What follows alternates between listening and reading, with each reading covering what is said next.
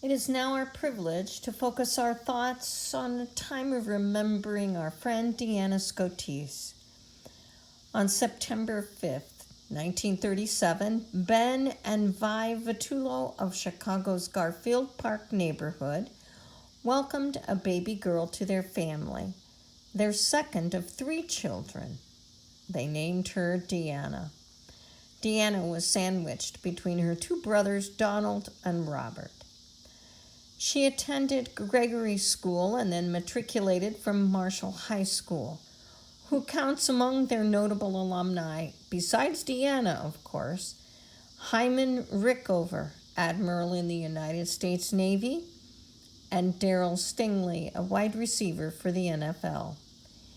It would be a mistake to gloss over the fact that another notable person, certainly the most notable from Deanna's perspective, was her brother's friend, Bob Scotese.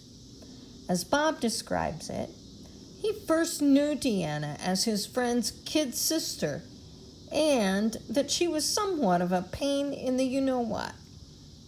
But as time went on, he grew to know her in a different light, and the two forged a bond that was officially cemented with the exchanging of marriage vows in September of 1957.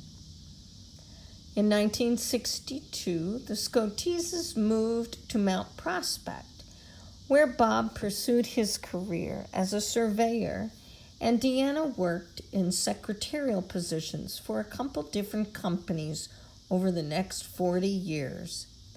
She was a conscientious worker, sometimes too much so. She would bring work home to complete because others didn't quite measure up to her standards for quality and accuracy. When bringing the office home became a routine thing, Deanna decided it was time to smell the roses, and her working years came to an end. Bob described Deanna as a person who welcomed everyone as family. Once she met you, you were family and were incorporated into whatever was going on at the time.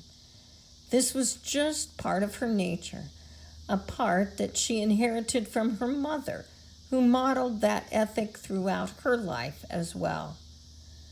Hospitality and welcoming people was such a part of Deanna's nature that even when she was in our Highlands Memory Support community, she welcomed new residents to the group.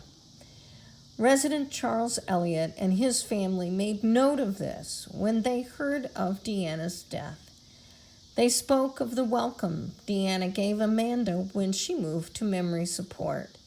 They wrote, "When Mom was transitioning to a new environment, Deanna's outgoing personality and kindness and attention seemed homed directly in on Mom.